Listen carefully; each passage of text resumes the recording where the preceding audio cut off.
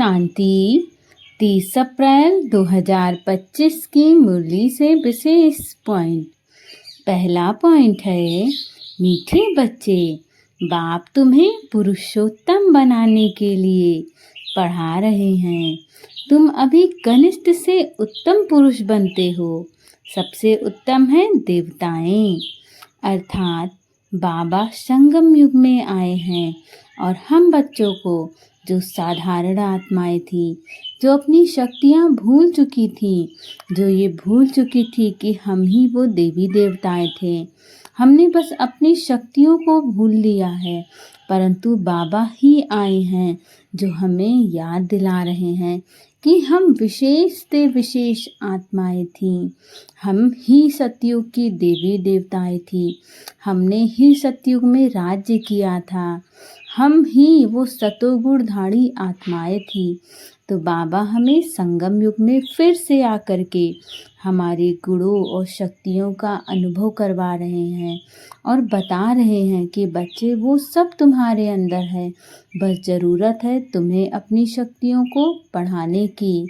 बाबा का जितना ज्ञान जो आत्मा धारण करती जाएगी, उसकी सभी शक्तियाँ वैसे ही बढ़ती जाएंगी और वो आत्मा कनिष्ठ से उत्तम पुरुष बनती जाएगी। और उसमें भी, उत्तम पुरुषों में भी सबसे उत्तम देवी देवताएं हैं। तो आप जितना ज़्यादा बाबा की शक्तियाँ धारण करते जाएंगे, जितना तीव्र आपका पुरुषार्थ होगा, उतना जल्दी आप अपना पाठ पूरा करके सतयुग की राजाई प्राप्त करेंगे। बाबा इसीलिए बार बार कहते हैं कि बच्चे, अपने पुरुषार्थ को तीव्र करो। अगला पॉइंट है, जैसे ब्रह्मा बाबा ने अपना सब कुछ ट्रांसफ़र कर फुल पावर बाप को दे दी, सोचा नहीं ऐसे फॉलो फादर कर 21 जन्मों की प्रारब्ध जमा करनी है। अर्थात जैसे ब्रह्मा बाबा हीरो के व्यापारी थे, सोचो कितना उनके पास धन था, बड़े बड़े लोगों के साथ, राजाओं के साथ उठना बैठना था।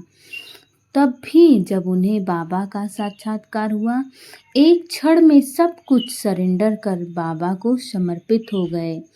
इस तरह पावरफुल हम बच्चों को भी बनना है कि चाहे जो भी कुछ हो, एक क्षण में सब कुछ समर्पित परमात्मा को, और चाहे जैसी सिचुएशन हो, एक बार में सब पे फुल स्टॉप लगा देना और बाबा जाने, बाबा का काम जाने। हम तो केवल करण करावन हार आत्माएं हैं। इस तरह का हमारा संकल्प होना चाहिए, इस तरह की हमारी सोच होनी चाहिए। जब हम ऐसे फॉलो फादर करेंगे, तब हमें 21 जन्मों की राजाई प्राप्त होगी। हमारे 21 जन्मों का प्रारब्ध जमा होगा। जब इस तरह हमारी कंट्रोलिंग पावर होगी, इस तरह हमारी संकल्प शक्ति होगी, तो हमें सब कुछ स्वतः प्राप्त हो जाएगा। पर आवश्यकता है हमें ब्रह्मा बाबा की तरह सब कुछ समर्पित करने की। जिस तरह ब्रह्मा बाबा ने सब कुछ समर्पित किया, क्या वो समर्पण हमारे अंदर है? क्या हमारा विश्वास उस कदर परमात्मा पर है? क्या हम इतनी जल्दी मोह मुक्त बन सकते हैं? हमारा तो छोटी छोटी चीज़ों में इतना अत्यधिक मोह होता है। पॉइंट है, प्रैक्टिस करनी है।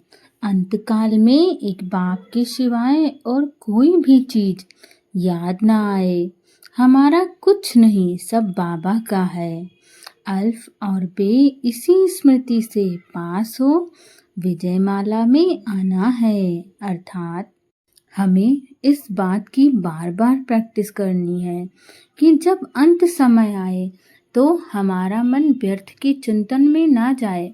हमारा मन, जब हमारा शरीर प्राण छोड़े, तो केवल परमात्मा को याद करे। जब आप बाबा को याद करोगे तो सीधे आप परम धाम पहुंच जाओगे।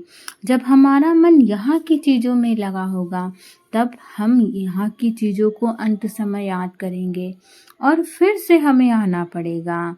इसीलिए इस बात को हमेशा पक्का करो कि हमारा कुछ नहीं है, सब कुछ बाबा का है। तो यदि हमारा कुछ है नहीं, तो हमें याद यहाँ की चीज़ें क्यों आए? अल्प और बे इसी स्मृति से बाप हो, पास हो विजयमाला में आना है। हमेशा याद रखना है कि एक निराकार परमात्मा ही है सब कुछ, बाकी ये दुनिया झूठ है। जब हम इस स्मृति में हमेशा रहते हैं तब हम विजयमाला के दाने बन जाते हैं। हमारा पुरुषार्थ तीव्र होता है। हम व्यर्थ के बातों में, व्यर्थ के ख्यालात हमारे मन में नहीं चलते हैं, ना ही हम व्यर्थ की बातों में आते हैं। इसीलिए केवल बाबा को याद करिए। वो सर्व समस्याओं की चाबी है। एक बाबा शब्द अपने आप में इतना पावरफुल है कि जब आप केवल बाबा बोलते हो तो आपको अलग से शक्ति का अनुभव होता है। आप अनुभव करके देखिएगा, आपको अलग से ऊर्जा आपकी बॉडी में जनरेट होगी। आपको फील होगा कुछ बहुत पॉजिटिव है जो आपको संभाल रहा है।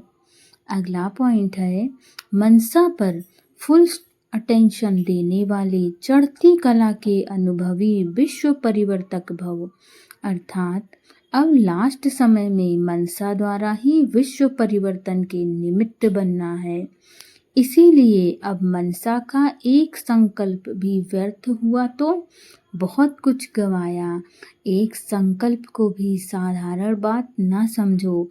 हमारा एक एक संकल्प बहुत ही विश्व कल्याणकारी होना चाहिए, बहुत ही वैल्यूएबल है। तो यदि हम व्यर्थ के संकल्प करते हैं तो हम अपना समय गंवाते हैं, और यदि समर्थ संकल्प करते हैं तो हम अपना समय बनाते हैं, हम अपना भाग्य बनाते हैं। वर्तमान समय संकल्प की हलचल भी बड़ी हलचल गिनी जाती है, क्योंकि अब समय बदल गया, पुरुषार्थ की गति भी बदल गई। तो संकल्प में ही फुल स्टॉप चाहिए। जब मनसा पर इतना अटेंशन हो तब चढ़ती कला द्वारा विश्व परिवर्तक बन सकेंगे।